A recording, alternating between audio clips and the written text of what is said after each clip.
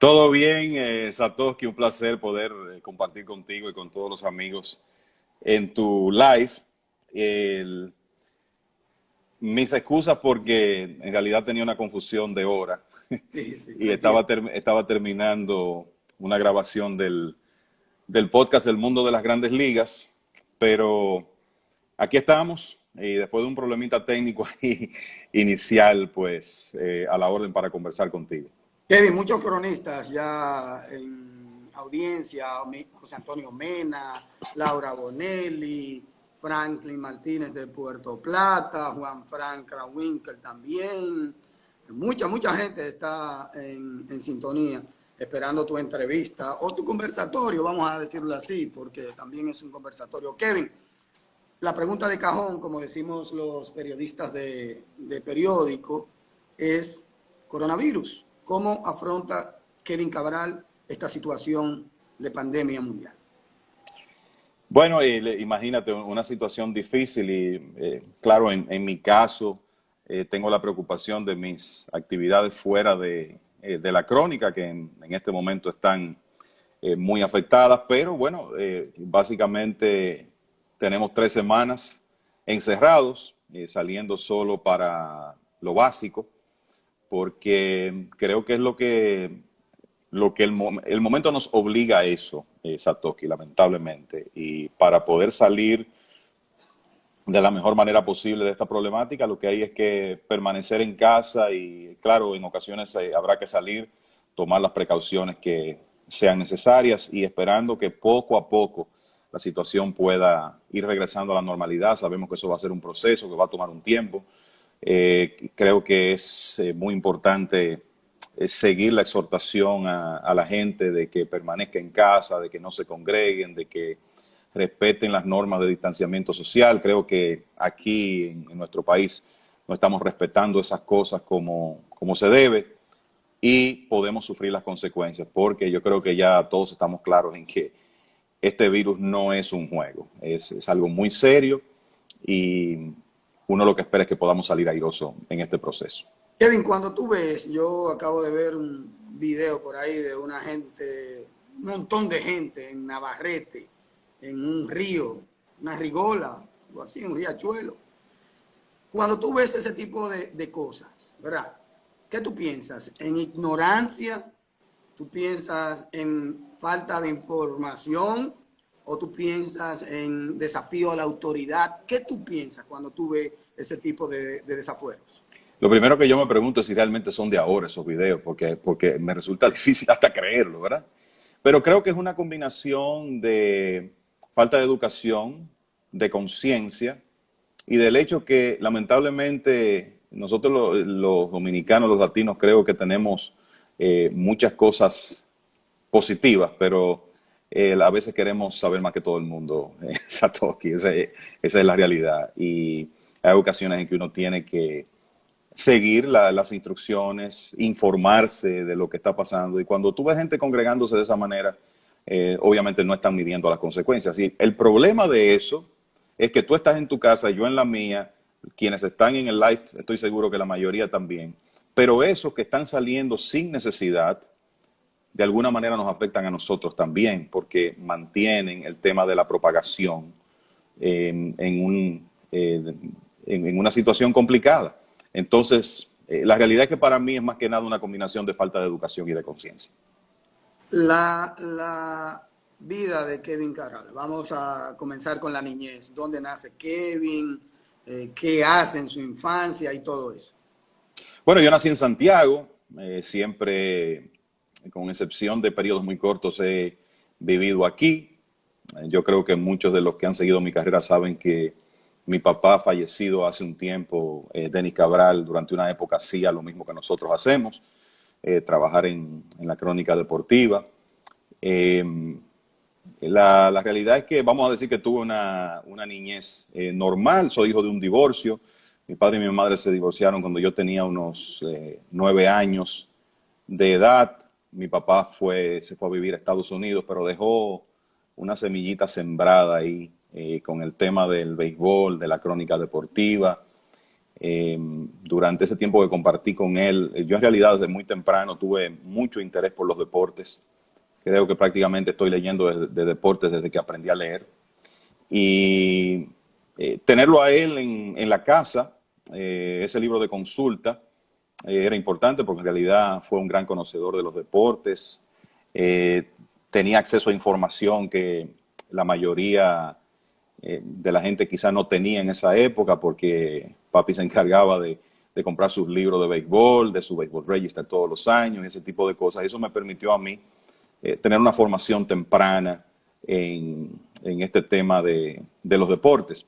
Yo te puedo decir que en mi niñez, hasta un momento, quizás hasta los 15, 16 años, yo no pensaba que iba a hacer esto. Sencillamente lo disfrutaba. Aún leyendo y teniendo contacto con tantas cosas de deporte a través de tu padre. Aún leyendo, teniendo contacto, yendo con mi papá a cabinas de transmisión, a programas de radio. En realidad, como que, ¿verdad? Cuando uno es niño, está pensando más en jugar que en comentar. Pero después, bastante temprano, porque mi carrera comenzó muy joven. Anda un video por ahí que mucha gente ha visto de mi primer año con las Águilas. Yo tenía 18 años en ese momento, o sea que en realidad fue una carrera que comenzó temprano. Pero ese fue un proceso que se dio rápido, o sea, de yo interesarme y de alguna manera el destino, se puede decir, abrir puertas. Hay una persona muy importante en mi vida que es como mi otro padre, que es una persona que yo me imagino que tú conoces porque tú has estado en el mundo del baloncesto por mucho tiempo. Fue presidente de Abadina, que es Rafael Mencía. En realidad fue él quien me abrió la primera puerta. En esa época él tenía una amistad con Johnny Naranjo, a quien yo conocía desde niño porque tenía una relación con mi papá, obviamente. A través de Johnny llegó una primera oportunidad para hacer baloncesto, que es lo más interesante porque nadie me vincula con el baloncesto. Y poco tiempo después, en 1986, Juanchi Sánchez, el que por muchos años así fue el gerente de mercadeo de las Águilas y que es como un hermano para mí, de la misma manera que lo es Luigi y todos sus hermanos, porque tenemos una relación desde muchachos. Juanchi me encontró un día en una estación de gasolina y me dijo, mira, yo necesito un comentarista para mi transmisión de Grandes Ligas y yo sé que tú los genes los tienes. Y me dijo que se me interesaba y dije, claro que sí. Y ahí comenzó todo. En 1986 fue mi primera temporada haciendo Grandes Ligas y ese mismo año mi primera temporada con las Águilas y podríamos decir que el resto es historia. ¿Con Grandes Ligas dónde? ¿En qué cadena?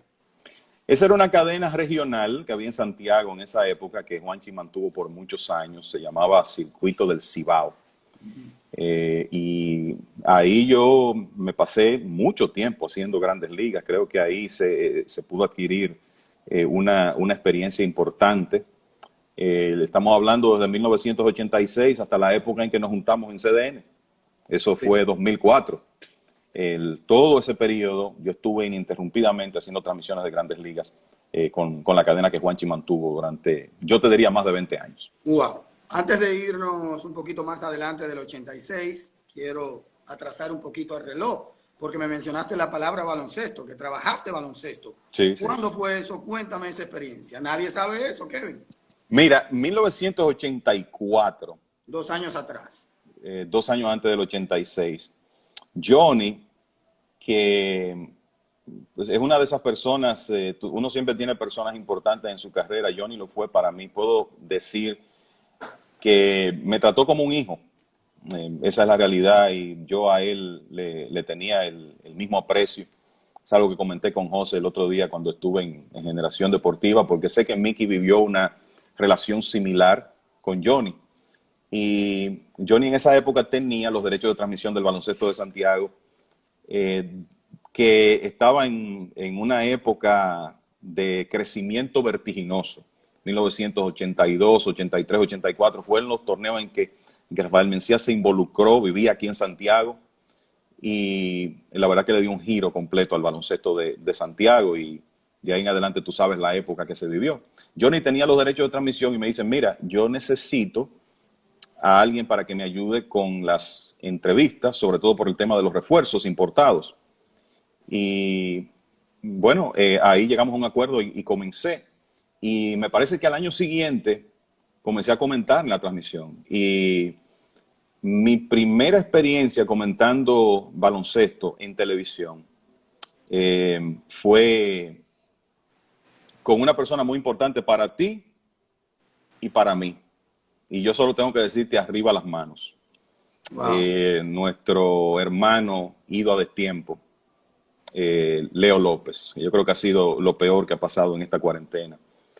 Mi primera experiencia fue con Leo y después me tocó transmitir brevemente con Osvaldo aquí en Santiago y lo hice por un periodo de tiempo. Yo estaba muy cerca del baloncesto en esa época, le daba mucho seguimiento. Después, por una combinación de factores, los estudios universitarios, imagínate, yo estaba estudiando ingeniería, trabajando grandes ligas, trabajando con las Águilas, haciendo baloncesto, el tiempo no daba. Y cuando llegó el momento de decidir, me decidí por el béisbol, quedarme con el béisbol, alejarme de un poco del baloncesto. Después de eso me casé, más adelante llegó la familia. Recuerdo que tuve un regreso breve al baloncesto por ahí por 95, 96, 97, pero ya llegó un momento en que con los compromisos, ya me había graduado, tenía los compromisos de la oficina y todo lo demás, y entonces ya me convertí más en fanático en el caso del baloncesto y me quedé con el béisbol como mi actividad principal en la crónica. Háblame del tema académico. Graduado en ingeniería. Sí, yo hice mis estudios de primaria, secundaria y bachillerato, como se llamaba en ese tiempo, en el Colegio de La Salle, aquí en Santiago, y después estudié ingeniería civil en la Pontificia Universidad Católica Madre y Maestra. Me gradué a principios de los 90 y la realidad es que no ejercí mucho la ingeniería civil. En ese sentido me pasó como a Johnny. Porque poco tiempo después de graduarme tuve una oportunidad de comenzar a laborar en una empresa textil en funciones ya de gerencia y quizás haciendo más un poco de ingeniería industrial, que es algo que he tenido que aprender sobre la marcha. Y me he quedado en ese mundo, en el mundo textil y de zona franca. Pero mi carrera universitaria es ingeniería civil. Háblame entonces de ese primer juego, de las Águilas contra quién. ¿Qué recuerda de ese primer juego de Kevin Cabral? Tú sabes que yo no tengo una memoria específica del primer juego para yo decirte, bueno, fue contra tal equipo. Recuerdo detalles. Mucha gente me pregunta si estaba nervioso. Yo no, la verdad que no sé por qué, pero nunca me ha creado estrés hacer una transmisión de béisbol, ni siquiera en mis inicios. Yo creo que, por ejemplo, una actividad que sí como comunicador me crea estrés, maestría de ceremonias. Es un nivel de compromiso diferente, pero la verdad es que ya yo tenía la experiencia de haber hecho grandes ligas esa temporada. Te puedo decir que fue un año, vamos a decir, de transición en las Águilas, porque Johnny ya dejó de ser el comentarista de radio de las Águilas en ese momento, en esa temporada 86-87. Tenía compromisos en Santo Domingo, me parece que ya estaba con los Leones, o se involucraría después con los Leones, pero ya se le complicaba el compromiso. Tú sabes que en esa época no se hacían todos los juegos por televisión, era la mitad del calendario. Entonces eso como que le facilitaba un poco más las cosas. Y Johnny narró televisión ese año, que todos sabemos la clase de comentarista que fue. Y yo compartía con Tony Castellanos, que en ese momento el canal de transmisión ese primer año era Teleantillas, y Tony trabajaba en esa época en Teleantillas, y entonces compartíamos los comentarios y Johnny hacía la narración. Y uno recuerda momentos de la temporada. Las Águilas ganaron ese año. Y yo te puedo decir que tengo quizá más recuerdos de esos juegos de serie final con las estrellas y de los jugadores que como mi primera experiencia así. Era una época donde en realidad la situación técnica de las transmisiones de televisión era muy diferente a las de hoy en día. Frecuentemente había problemas, que el micrófono no se oye, No había que internet. no había internet. En esa época recuerdo que la cabina de transmisión estaba no donde se encuentra ahora en el Estadio Cibao, encima del techo, sino muy cerca de las preferencias, y había como una constante interacción de nosotros con el público, aunque claro, nosotros estábamos a puertas cerradas. Y recuerdo todas esas vivencias de los inicios, pero así decirte, mi primer juego fue contra tal equipo, la verdad que no, eso no lo recuerdo específicamente. Kevin, a mí se me quitó el miedo, lo apretado, 2 años después en CDN. ¿A qué tú atribuyes que tú vas a tu primera transmisión sin ningún tipo de miedo? La verdad que no sé. Yo creo que a pesar de la inexperiencia y las limitaciones lógicas que tenía en ese momento para comunicar, porque era nuevo en el ambiente y uno tiene que aprender muchas cosas, me parece que yo estaba tranquilo desde el punto de vista de que me sentía preparado, de que sentía que tenía los conocimientos para salir adelante. Y cuando tú comienzas un primer año y tú tienes a tu lado a una figura histórica de la crónica deportiva como dominicana como Johnny Naranjo, diciéndote que él cree en ti y que todo va a salir bien. Tú sabes, la realidad es que eso facilita las cosas. A veces uno nace ¿verdad?, con fortalezas y debilidades. Yo no sé si eso lo heredé de mi papá, que lo hacía también, pero la realidad es que a mí, como te digo, sinceramente, nunca me ha provocado estrés. Más estrés me provocaba a mí, por ejemplo, cuando uno salía al aire y las cosas no estaban bien. Que tu micrófono no se oye, que se fue la transmisión del aire, ese tipo de cosas sí. Pero el hecho de hacer el trabajo, yo no te sabría explicar por qué, aparte de esos factores, pero la realidad es que para mí estar en una cabina de transmisión siempre ha sido como estar en mi casa. Y lo disfruto, lo disfruto. Para mí, más que un trabajo, es una terapia. Veo que Jorge Brama pregunta que cómo me siento mejor, si narrando o comentando. Me gustan las dos. Yo creo que la vocación inicial fue la de comentarista. Disfruto narrar también. Lo que ocurrió con eso, en realidad el tema de yo narrar béisbol, se dieron dos cosas. Lo primero es que en la Liga Dominicana, todos sabemos que eso se mantiene en algunos equipos, en otros no. Hay una cantidad de comerciales bastante importante y a veces el tiempo de comentar no es mucho. Y recuerdo que en una temporada cualquiera, eso sería en los 90, Juanchi se me acerca y me dice, mira, me gustaría que como el comentarista no tiene la oportunidad de tener tanta presencia por la cantidad de comerciales que hay, me gustaría que tú también puedas narrar algo que ya yo había hecho ocasionalmente en Grandes Ligas, él me había escuchado, y así tú puedes tener mayor participación. Y así lo hicimos. Y después resultó que llegaron los proyectos de transmisiones internacionales de la Liga Dominicana. Primero Fox y Onfalia en ese momento, Onfalia Morillo, querida amiga, a quien respeto muchísimo y le agradezco muchísimo, porque la primera oportunidad de yo hacer transmisiones internacionales fue gracias a ella. Onfalia necesitaba un narrador de televisión y quería que yo estuviera en la transmisión. Entonces, bueno, vamos a narrar. Y después se dio lo mismo en ESPN, que ya tenía a Don Juan para que hiciera la parte de comentarios. Y escucharon casualmente alguien escuchó en ESPN una transmisión mía en CDN, una transmisión que hicimos Carlos José y yo de un partido de playoff de 2004 y le gustó lo que escucharon y se dieron esas condiciones para que yo narrara. Y la verdad que me gusta hacerlo, pero creo que la vocación inicial es la de comentarista. ¿Qué pasó con ESPN, Kevin, que ustedes no siguieron?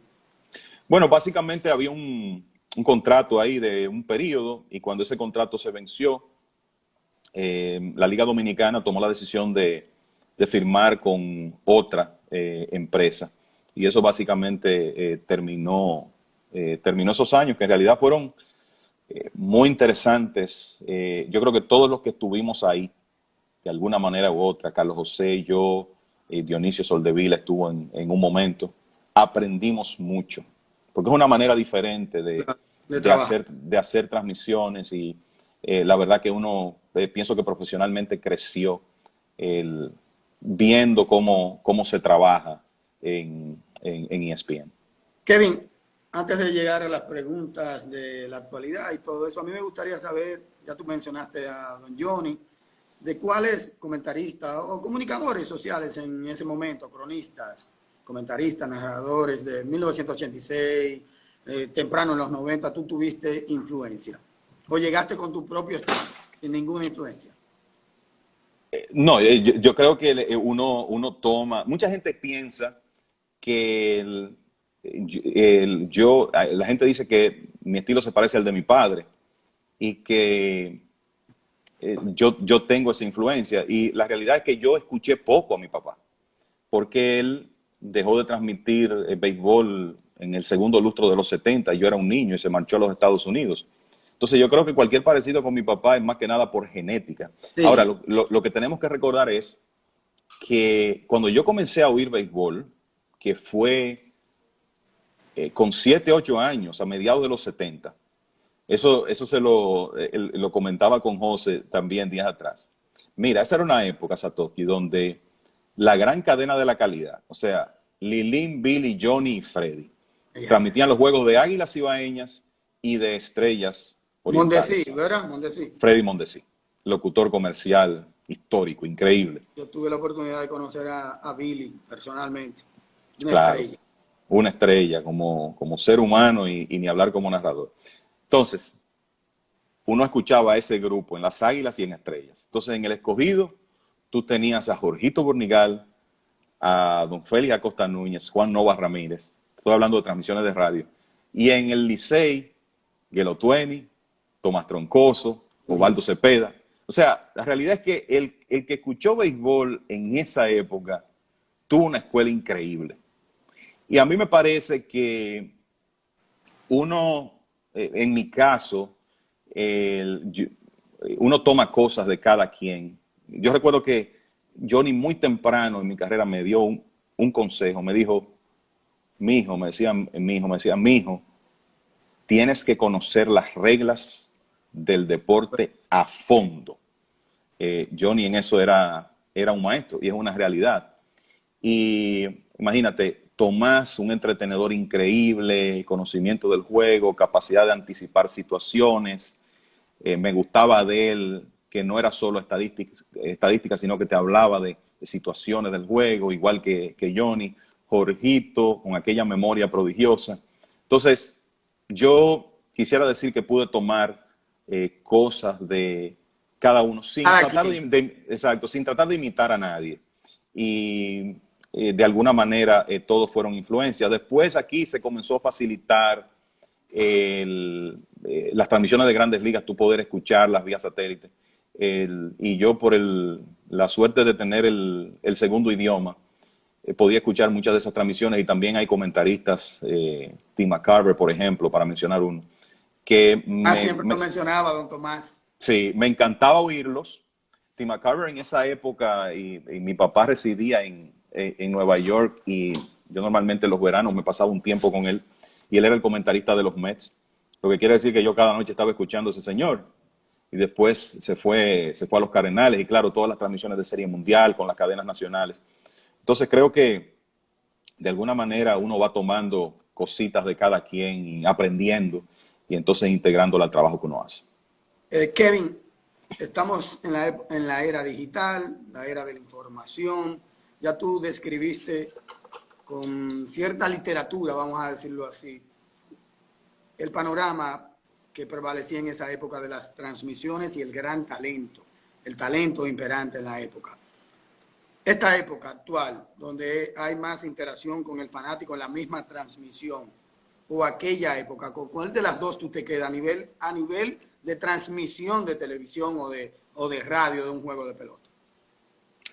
Con la que yo he escuchado, y no sé si es porque uno, ¿verdad?, mantiene esos recuerdos. Con la que tú, Con la que yo escuchaba de niño. la escuela, La escuela, vieja. exacto, ese grupo de profesionales que te mencioné. O sea, esas transmisiones tenían una calidad impresionante. Y no es que ahora no haya profesionales de calidad, porque hay No, en modo muchísimos. alguno no estoy tratando de comparar Exacto. ni nada por el estilo. Simplemente diferencia ya en colores, en estética. A eso es que me refiero. Sí, y te No, voy a no en decir algo. capacidad de nadie, porque no soy quien para juzgar a nadie. Exacto, ni yo me atrevería a hacerlo, ¿verdad? Pero la realidad es que yo no sé si es por la vivencia de niño, que esas son cosas que le quedan a uno.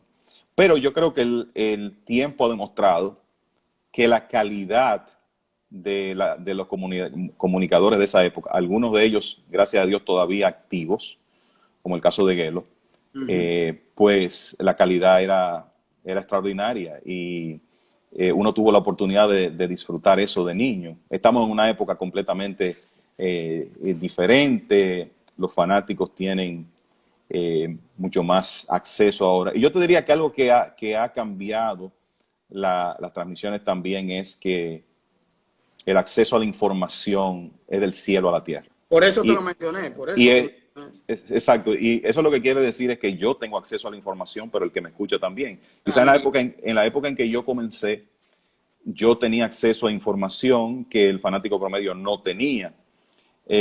Hoy en día, yo creo que hay que estar claro en algo. Si tú vas a salir a hacer una transmisión, sobre todo de béisbol, porque aquí tenemos mucha gente que conoce el juego, que conoce la historia. Mi hermano, hay que salir preparado a hacer esto, porque si hoy en día en realidad tú no estás preparado y no tienes la información, te vas a delatar muy rápido, porque hay mucha gente que te está oyendo que conoce y que además tiene la facilidad de que la información está donde quiera. Ya no es de unos cuantos. Entonces, me parece que en esta época, eso sí se puede decir, hay una mayor exigencia de uno estar preparado por eso. Pero vamos a estar claros, los comunicadores de aquella época, de cuando yo comencé, se ocupaban y se preocupaban de estar al día y de estar preparados. Y yo creo que eso se notaba en el trabajo que hacían. Mira, hablando de color y de estética, entró Franklin Mirabal y saluda. Ahí un abrazo, Rey. Cuídate mucho. Estamos conversando con Kevin Cabral, aparentemente tiene algunos problemitas ahí con su conexión. No sé qué hice ahí, pero ya estamos aquí. Un abrazo para Franklin, si está por ahí. Caramba, que pensaba, ¿verdad? Todos pensábamos que a esta altura sí íbamos a haber compartido unas cuantas transmisiones de Grandes Ligas. Grandes Ligas, sí, Pero hombre, lamentablemente. ¿Qué tú crees ha que va a pasar? tocado, Kevin, ya vamos para un mes, el día 26. Hoy estamos como a 16, 17. sí, Y, 16 me parece. faltan 10 días para el mes ya, qué rápido, ¿eh? Vamos rápido y lamentablemente uno lo que ve es que hay muchas cosas que hay que resolver, Satoshi, antes de pensar en que se inicie una temporada. Y yo creo que sabemos que si se juega va a ser una temporada sui generis, no con ¿verdad?, las condiciones normales, y me refiero a que se va a comenzar tarde, si se inicia, será necesario quizás jugar sin fanáticos y que sea más un espectáculo para la televisión. Pero yo creo que hay que estar claros que tenemos un deseo muy grande de que se juegue béisbol porque es algo que nos entretiene, y lo digo más como fanático que como parte del negocio. Es algo que nos entretiene, y yo creo que en este momento sería importantísimo que actividades de ese tipo puedan reanudarse porque la gente necesita entretenimiento más que nunca, pero hay pasos que hay que dar primero con este tema de la pandemia para poder pensar en béisbol. y para poder pensar en realidad en cualquier actividad de ese tipo, y tenemos que estar conscientes de eso. Mientras tanto, bueno, pues auxiliarse de YouTube y ver unos cuantos partidos clásicos ahí, que es algo que he estado haciendo con frecuencia en Sí, estas mira, últimas semanas. una eminencia en los Estados Unidos, una eminencia médica, doctor Fauci, no sé si has escuchado de él, asesor de la Claro, Casa Blanca en materia de infectología, epidemiología y todas esas cosas, además de director del instituto. Él dice que Estados Unidos necesita que los deportes vuelvan, claro. así sea sin fanáticos. Emocionalmente, no es lo mismo estar pasando una cuarentena, Kevin, sin deportes que con deportes. Porque, por ejemplo, hoy, un día entero sin hacer nada, nada, absolutamente nada. Tú tienes un juego a la 1 de la tarde, tú lo ves, tú tienes otro juego a las 5 y lo ves, y ves otro a las 9 de la noche o en la costa. Y no es lo mismo, ¿verdad? No es lo mismo. Así que, ¿qué te parece esa opinión de ese científico? Es una realidad. No sé con quién estaba hablando también del tema del béisbol invernal, y me parece que fue de la rueda de prensa interesantísima que hizo don Vitelio Uh -huh. Mejía, el presidente de la Liga Dominicana.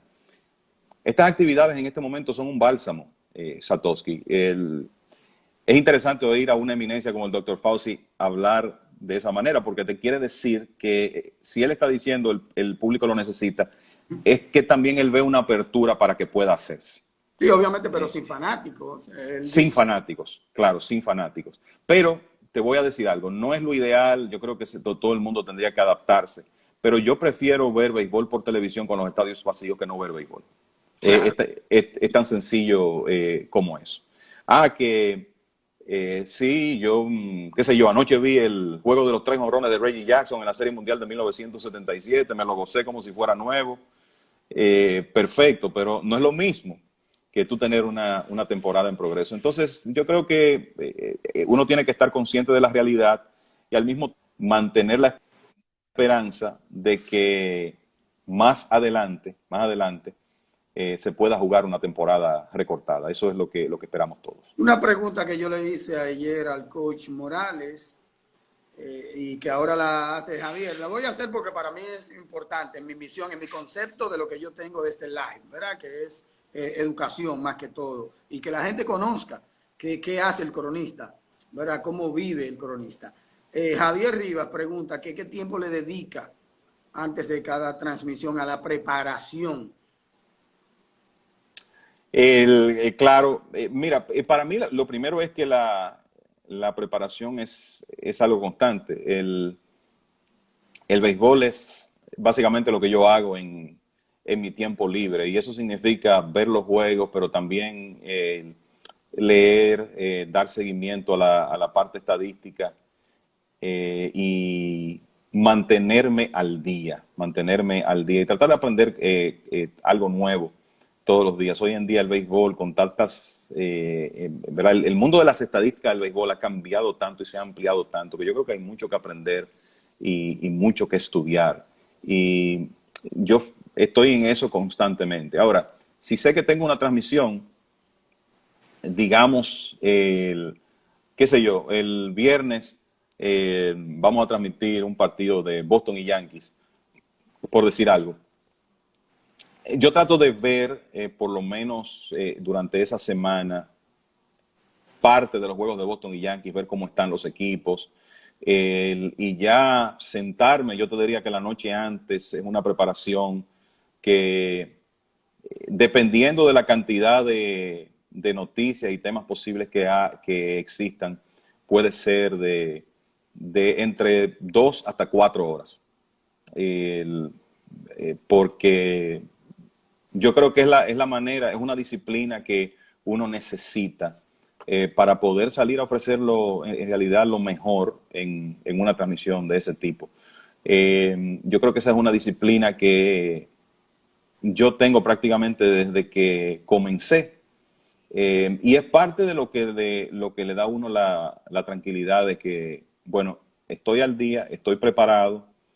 Muchas veces tú tienes una serie de temas que quieres tocar en una transmisión, pero hay que dejar que los juegos respiren, hay que dejar que las cosas ocurran. Y quizá hay temas que en un partido X tú los tienes y no los tratas, pero la información está ahí. Entonces, Para mí eso es un aspecto sumamente importante. Y en la liga invernal es un poco más fácil porque, bueno, trabajo con las Águilas y yo puedo decir que salvo raras excepciones, veo todos los juegos del equipo, sea en vivo en Santiago, o si hago algún viaje, o por televisión. ¿Tú te, tú, tú Además tú te disfrutas una transmisión, por ejemplo, de las Águilas con las Estrellas, de las Águilas y el Licey aquí? ¿Tú te la disfrutas igualito como si estuviese trabajando? Sato, si estás jugando béisbol, yo me lo disfruto. Esa, esa es la verdad. Pero te voy a decir, y yo creo que esto le pasa a cualquier comunicador que trabaja béisbol. Mira, aquí todos tenemos equipo y eso lo sabemos, ¿verdad? Yo soy de Santiago, nací aguilucho, trabajo con las Águilas desde 1986 Ujú. y uno siempre trata de mantener un equilibrio en la transmisión, pero todo el mundo sabe el color de cada quien. Y yo te voy a decir que lo que cambia para mí en el aspecto de tú estar transmitiendo un juego o estar viéndolo como fanático, yo me creo mucho más tensión viéndolo como fanático que cuando lo estoy transmitiendo. Porque cuando uno está haciendo la transmisión, ya hay una responsabilidad diferente, tú te mentalizas, ¿verdad? Ya uno tiene bastante tiempo haciendo esto. Y la realidad es que me provoca mucho menos estrés. Cuando lo estoy viendo como fanático, muchas veces la familia se me aleja en momentos difíciles, porque la realidad es que uno hace sus berrinches y sus cosas cuando las cosas no están saliendo bien en el terreno. Kevin, ¿te ves trabajando para otra cadena de transmisión en la pelota invernal que no sean las Águilas Ibaeñas? Mira, es difícil. Yo en realidad siento que por encima de todas las cosas tiene que estar el profesional. Y quién sabe, ¿verdad? Si yo he tenido una de las cosas que agradezco en mi carrera es que he tenido un respaldo total de la directiva de las Águilas Ibaeñas y he pasado por varios presidentes, ¿verdad? Desde don Tito Hernández, Winston Llenas por mucho tiempo, más recientemente el doctor Valdés y todos han sido, eh, o sea, el apoyo que he sentido para hacer mi trabajo y para permitirme hacer mi trabajo de la manera que yo considero correcto, eso lo agradezco muchísimo. Pero nadie sabe, ¿verdad? Si un día a las Águilas les deja de gustar el trabajo que uno hace, cómo la, la parte mental puede cambiar. Pero en este momento yo lo veo difícil. Todos los aguiluchos ahí en el timeline dijeron, no, no, no. Reni, un abrazo, Reni Guzmán allá. Espero que ya estén mejor, ¿verdad? De esa situación lamentable. Qué bueno que ya está en franca recuperación. Kevin, tú sigues en el departamento, obviamente, de operaciones, ¿verdad? De las Águilas Ibaeñas. Yo te pregunto, ¿cómo conjuga dos cosas a la vez? ¿Será porque uno alimenta al otro? Y cuando te digo uno alimenta al otro, por lo menos en operaciones, yo estoy seguro que tú tienes que bregar, que consumir estadísticas. Y en la comunicación, en los comentarios, también hay que dar estadísticas. Sí, bueno, yo llego a operaciones porque la realidad es que mi trabajo como comentarista me obliga a manejar información que puede ser útil para el departamento de operaciones. Uh -huh. Para mí, la verdad que ha sido un proceso sencillo compartir ambas cosas, más que nada porque se me ha dado la oportunidad de repartir el tiempo. Si, por ejemplo, Ángelo Valle, que es mi jefe en este momento, un día me dice, mira, yo necesito que tú en los juegos estés a tiempo completo en tal función, ya eso complicaría las cosas. Pero para mí sería muy difícil, porque la realidad es que a mí me gusta la parte de operaciones de béisbol, pero yo amo la otra parte. Entonces, desconectarme de la parte de la comunicación sería difícil. Pero te puedo decir que me apasiona la parte de operaciones. Yo creo que uno tiene que pensar que no podemos predecir el futuro, pero quizá el futuro eh, traiga una reducción de las responsabilidades como comentarista porque aumenten las otras. Ujú. Pero a mí me gusta muchísimo el esquema de ahora, donde yo puedo hacer ambas cosas y buscar la manera de ayudar en las dos facetas. Me demanda tiempo y en mi caso, tú sabes que yo tengo un trabajo donde tengo que hacer horario, o sea que es tiempo fuera de esas horas normalmente.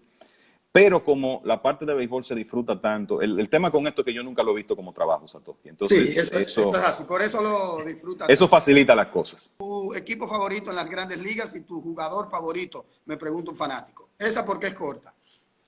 Mi equipo favorito desde los 80 es los Mets. Y rápidamente te voy a decir que lo que ocurría era, mi papá vivía cerca, relativamente cerca de Shea Stadium en esa época. Los Mets en los 80 tuvieron quizá el mejor momento de la franquicia, inclusive ganaron un campeonato en 1986. Y yo me quedé con eso. Y la realidad es que no tengo ese nivel de fanatismo con equipos de grandes ligas, pero mis favoritos son los Mets, lo que quiere decir que he sufrido mucho. Mi jugador favorito, quizá porque era parte de ese equipo de esa época en grandes ligas, por lo menos en esa época, Keith Hernández. El que más disfruto ver en la actualidad, ese es fácil, Mike Trout. O sea que tú perdiste, tú sufriste el tema de la Serie Mundial y ese rodado por abajo. Bueno. Mira, No, bueno, esa me la gocé porque fue a favor de los Mets. sí, claro, sí, obviamente.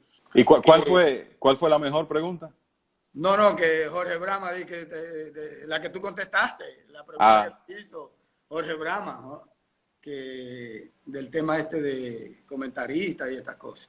Mira, Kevin, yéndonos un poquito a la actualidad, ¿verdad? Lo que está pasando con el juego de pelota, el béisbol. De repente llegan las estadísticas de nueva generación y todo cambia. Por un lado, hay mucha gente que se está volviendo loco, que está en contra, pero por el otro, los equipos están trabajando con esas estadísticas para pagarle a los jugadores, para saber qué tan buen equipo van a conformar. ¿Cuál es tu opinión, tu valoración de las estadísticas de nueva generación? lo interesante es ahora que uno ha tenido la oportunidad de hacer eso, es tú ponerte a ver esos juegos viejos y notar cómo ha cambiado el béisbol en muchos aspectos.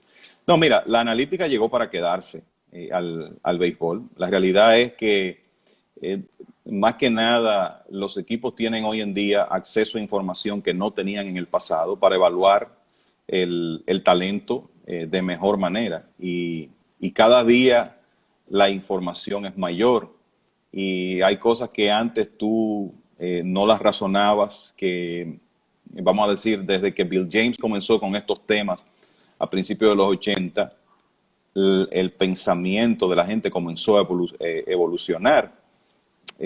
Cuando yo comencé a ver béisbol, bueno, si tú bateabas 300, tú eres una estrella. Pero hoy en día sabemos que si tú bateas 300, das 3 honrones y no te envasas, en realidad no eres muy productivo para tu equipo. En cambio, si tú bateas 40 puntos menos, pero te envasas el 37% del tiempo y sacas la pelota del parque 25 o 30 veces, tú eres mucho más valioso para tu equipo. Entonces, la realidad es que es una época diferente. Tenemos que entender que esa es la realidad de hoy en día. Esta gente maneja la información, maneja las probabilidades. Los shifts defensivos, mucha gente los critica. El asunto es que si tú tienes a mano información de que el jugador X, cuando ala la pelota, cuando conecta la pelota por el suelo, la ala el 70% del tiempo, tú dime para qué tú vas a mantener la defensa en posición normal en lugar de hacer la formación. Entonces, es un asunto de lógica, de sentido común, y ese es un ejemplo, y como ese hay muchos.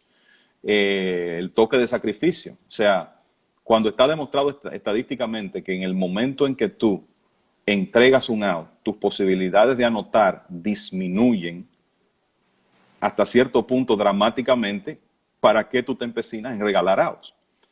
Entonces hay muchas cosas así que la analítica ha traído al béisbol. De nuevo, tenemos que entender que hay que vivir con eso. Sé que hay gente que le gusta, otras que prefieren el béisbol tradicional, pero ese es el béisbol de hoy. Hay cosas en los deportes que son cíclicas y hay otras que permanecen. Y para mí el uso de la analítica es una realidad y el que no lo esté haciendo está atrás, Atrás. porque sencillamente hay información que no está utilizando, que tus rivales sí están utilizando para vencerte. Kevin, ¿por qué entonces la gente le tiene tanto miedo? La gente, cuando usted le habla de estadísticas de nueva generación, se molesta y te dicen sabermétrico y esto. ¿Por qué? Porque desconoce lo bueno que es. Siempre, cada vez que hay cambios, siempre la gente teme. Yo creo que el béisbol ha sido un deporte de tradición y la gente se acostumbró con el esquema de que fulanito batió 300, pegó 25 jonrones, remolcó 100 carreras. Y entonces tú sacar, sobre todo el fanático ya de cierta edad, de ese esquema y decirle, no, es que ya eso no es lo que más importa. Qué sé yo, fulanito ganó 20 juegos y debe ganar el premio Sayón. Tú decirle, no, lo que pasa es que hay que ver hasta qué punto un lanzador que no ganó 20 tuvo mejor actuación, pero no contó con el mismo respaldo. Entonces yo creo que es más que nada resistencia a nueva información que tú no tenías antes y que en realidad para tú asumirla tienes que ver el béisbol diferente a como lo has visto toda la vida.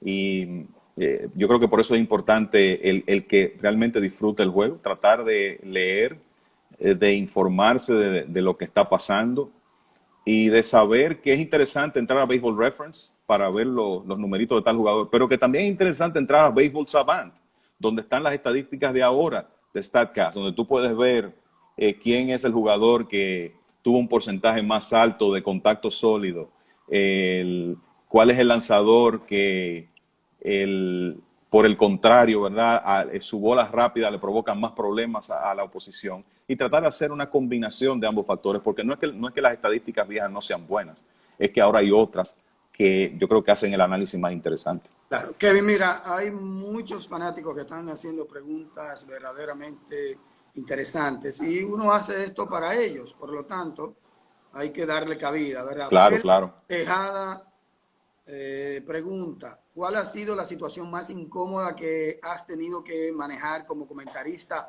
y o narrador? Situación incómoda. Situación incómoda. Mm.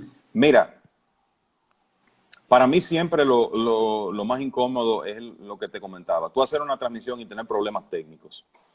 Yo creo que eso es lo más difícil. Yo no recuerdo una situación especialmente embarazosa, así que haya tenido durante mi carrera. He tenido muy buenos compañeros, lo que quiere decir que no he tenido grandes diferencias ni discusiones en el aire con nadie, ni ese tipo de cosas. Entonces yo creo que a mí lo que más estrés me provoca es eso.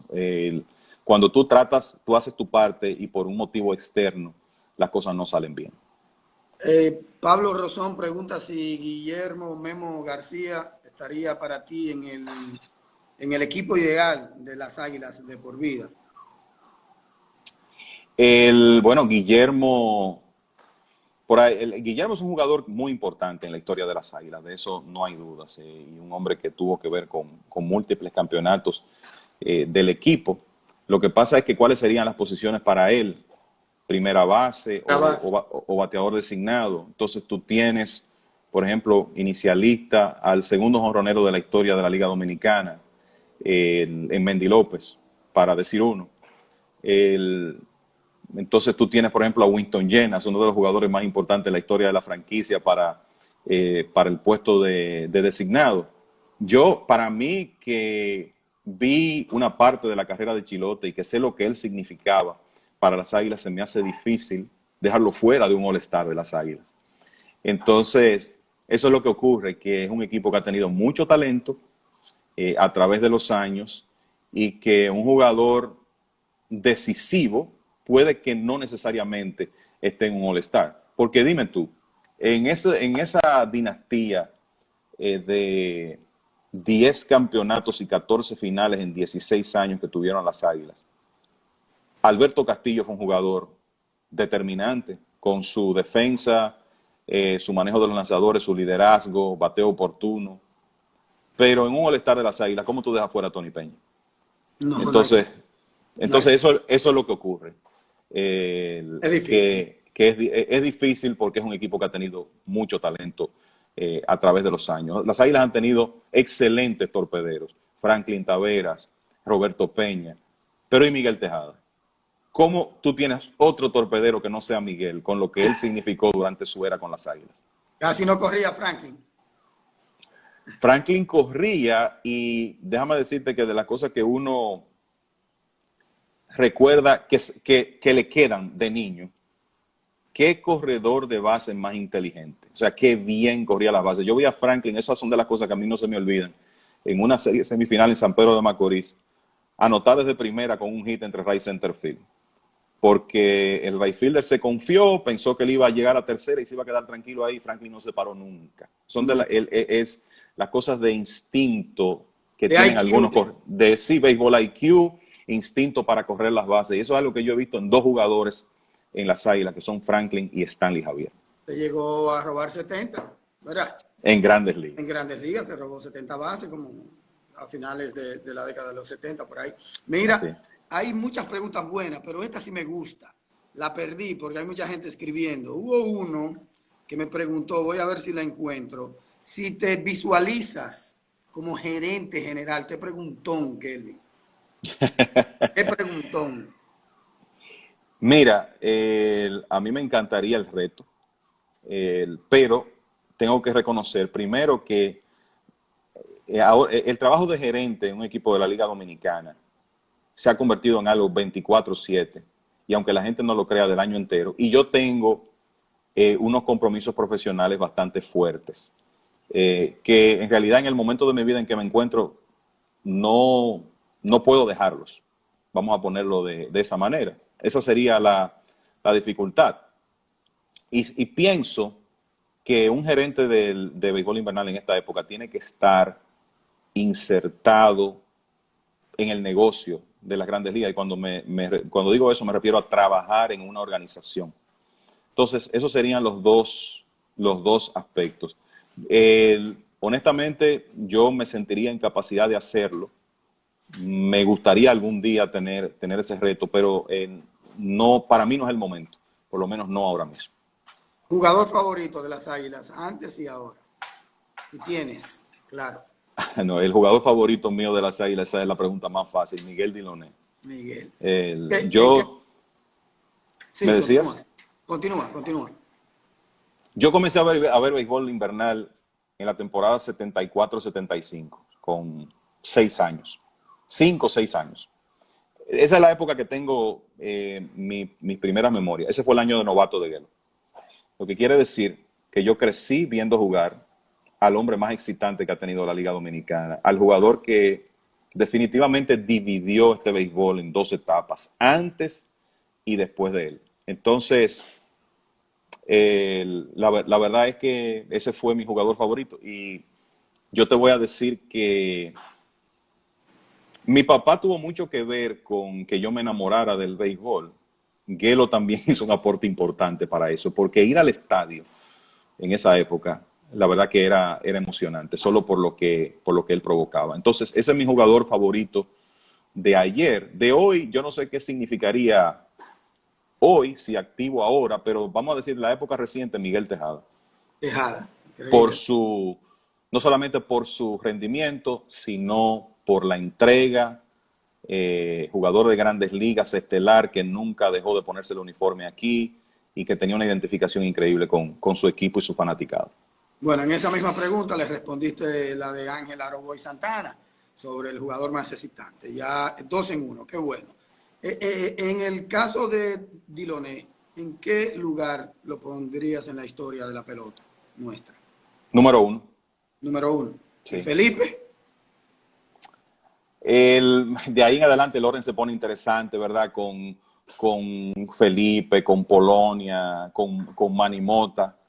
Yo tendría que sentarme, eso nunca lo he hecho. No soy muy de ranking, ¿no? de hacer eso. Yo creo que habría que sentarse, quizá hablar con personas que vieron a Felipe y a Mota más que yo, porque esa oportunidad no la tuve. Quizá vi a Mota en un par de ocasiones. Pero Diloné para mí el número uno. Osoria, Eso.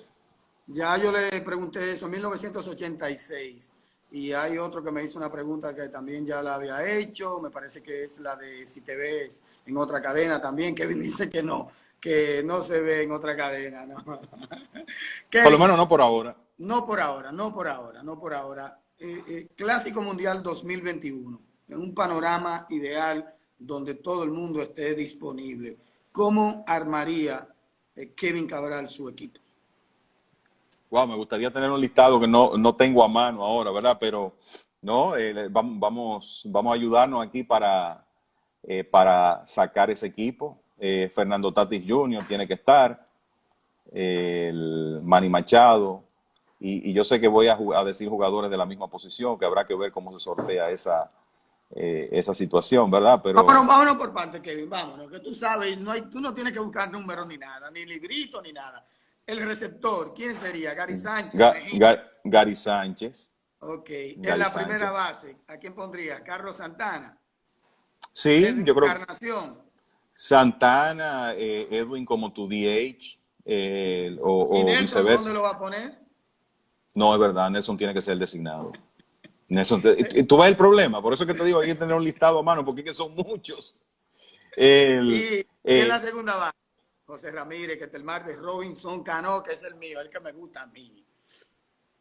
yo creo Dime. que si Cano tiene buen año con lo que él representa para ese equipo, sería mi primera opción, porque tú sabes que él es el líder ahí, y si Cano está saludable, eh, yo creo que él debe tener esa oportunidad, y es un lío porque ahora mismo, verdad que Telmarte viene de una super temporada, Ramírez es un tremendo jugador, posiblemente tú no lo puedas poner en tercera porque va a estar Machado. No, nadie Eh, quita ese de ahí, ese es un palo de luz ahí bien pegado. claro, entonces ahí es que se comienza a complicar las cosas, tú sabes.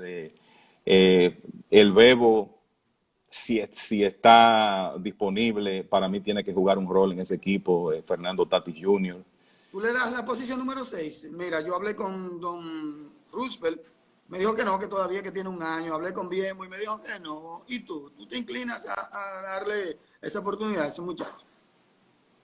Yo creo que sí, yo se la daría. Yo se la daría también y Sí, sin sí, pensarlo, sí, sí. sin pensarlo. Demasiado talento. Demasiado talento. Y además un jugador que yo creo que ya está probado que no se intimida en situaciones grandes. En el Eh, outfield en el outfield, Stanley Marte, Guante de Oro, Víctor Robles en el centro, los sí. dos Juan Soto. candidato a Guante de Oro, Víctor, Juan finalista. Soto sembrado en el left field. Left, Juan Soto, sí. Center, Yo creo que es Robles en este momento, Víctor Robles. con lo que hace lo que puede hacer defensivamente. Y en el right, Eh, Eloy tú, Jiménez está por ahí. tú tienes a Eloy, que es más un jardinero izquierdo, pero es la posición de Soto. Entonces tú podrías pensar en Eloy. Para mí ya debe ser un jugador muy importante de ese equipo. El mismo Marte puede jugarte un buen right field. O sea que... Y yo sé que hay jardineros que estamos dejando. O Sí, sea, claro, claro. Oh, el que de Oakland, el del brazo de Oakland. Ramón Laureano. Laureano, para Correcto. mencionarte uno. Es tremendo el talento, el material que hay. Kevin, en la gatera siempre hay muchachos jóvenes que tienen una proyección fuera de serie. Y no quiero que me hables del que todos conocen, Juan del Franco, ¿verdad? Otros jugadores que tú le pongas la chapa, la etiqueta, ese no va a fallar. ¿A quién tú mencionarías? Que no sea Franco. Que no sea Franco. Tú me la No, porque pusiste Franco es el difícil. número uno. Franco es el número uno. Ahí está Julio Rodríguez, el que cogió el escogido. El de Minnesota que jugó aquí ahora con Minnesota y Detroit, Celestino, que es uno de los mejores jardineros defensivos de los circuitos minoritarios. Ahí está el que escogió Licey de San Cristóbal. En fin, hay muchos talentos ahí. Yo creo que ahora mismo, después de Franco, el talento, quizá número 2 en importancia que tenemos, a nivel de prospectos de grandes ligas, debe ser Julio Rodríguez, el jardinero de Seattle. Ese mismo. Lo que ese muchacho ha demostrado con 19 años, el techo que tiene, el techo sobre todo en el aspecto ofensivo, yo creo que ese es un jugador al que hay que ponerle mucha atención para los próximos años. Con él va a tomar un poco de tiempo, obviamente, porque es muy joven. Es lo mismo que ocurre con el muchacho este torpedero de los Gigantes, Marco Luciano, que todavía ni siquiera lo hemos escogido en el draft de la Liga Dominicana, porque no ha jugado clase A media, pero es otro de los talentos importantes. Entonces yo te diría que después de Franco, que es el mejor prospecto del béisbol en este momento, es Julio. Estaría Julio, sí. Julio lo cogió en los Leones del Escogido. Y tú sabes lo que más me gusta de ese muchacho, Kevin. Yo tuve la oportunidad de conversar con él muchas veces a propósito de la celebración y el montaje del draft de novatos de Lidón. Y bueno, tenemos una relación de redes, vamos a decirlo así. Es como el manejo, como se está manejando, sí, aún siendo un muchacho. Se maneja ya, desde ya, como un profesional. Claro. Y yo te voy a decir algo. Lo que pasa es que este es un muchacho que ni siquiera ha jugado béisbol profesional todavía. Pero puede que el prospecto dominicano más cotizado en este momento sea Jason Domínguez. El jugador, el jardinero que escogieron los Yankees el año pasado, más de 5 millones de bonos. Robert Poisson, del torpedero de Oakland, más de 5 millones también. Pero lo que pasa con Jason es que se suponía, yo pienso que él iba a comenzar si no en Liga de Novatos en Estados Unidos, en una clase A corta, de esas que comienzan en junio.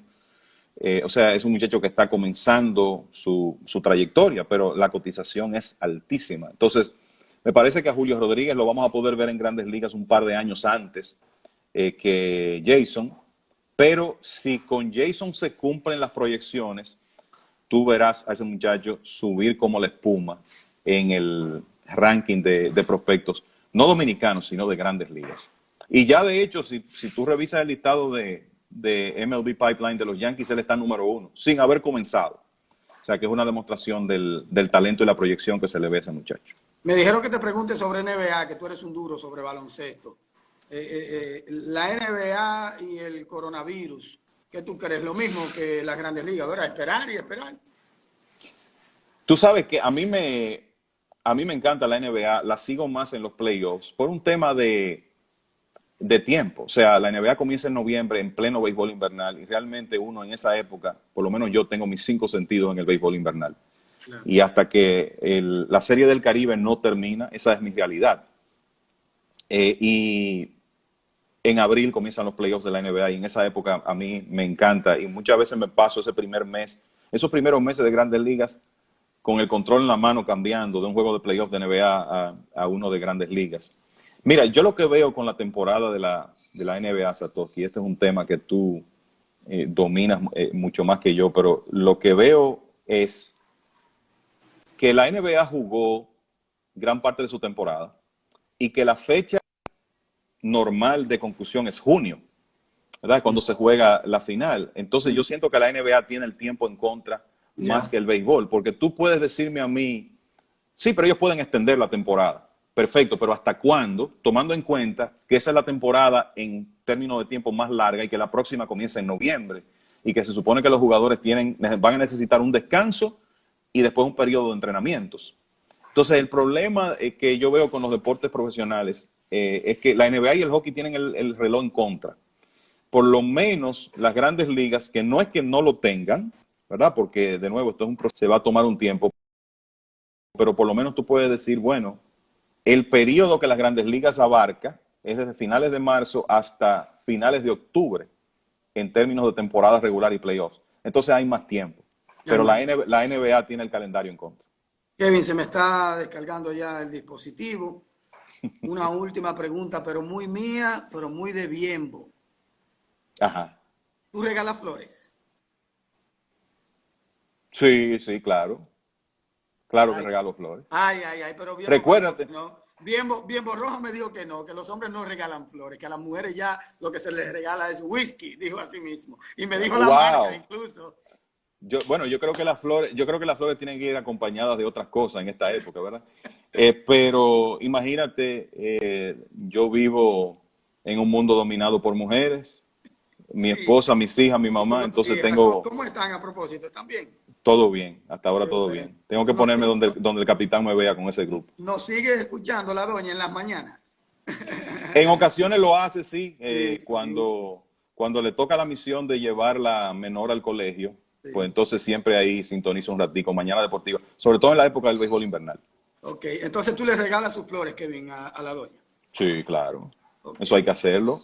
Bueno, pero que no lo escuche bien Borrojas, Kevin. Bueno, me regaña si me escucha, me dice que tengo que cambiar esa temática. Sí, la forma, de que tiene que ponerte más millennials. Así mismo. Bueno, Kevin, de verdad, un placer, un honor inmenso haber compartido 1 hora y 15 minutos, 20 minutos por ahí. La verdad que se fue bastante rápido el tiempo, como de costumbre contigo. Eres un tipo que domina de una manera formidable el béisbol, un tipo al que aprecio sobre todo, ¿verdad? Gracias a Dios hemos tenido una buena y bonita relación. Te debemos todavía, Guante y yo, el desayuno, ¿verdad? Claro, Porque pues, yo te digo Santiagués, tú te recuerdas por qué, ¿verdad? claro, por RG. Rolando Sí. Guante, que íbamos a un desayuno, yo voy a cerrar aquí, ¿verdad? Y invitamos a Kevin a desayunar, Guante y yo, bien, dos capitaleños, ven, Santiagués. Y terminamos ya de desayunar 1 hora hablando de pelota y de todo. Y cuando ya llega la cuenta, que traen esa cuenta ahí, Kevin iba a pelar por su billetera, dice Guante, hey, Santiagués, ¿qué vas a hacer? ¿Qué vas a hacer? Ten cuidado.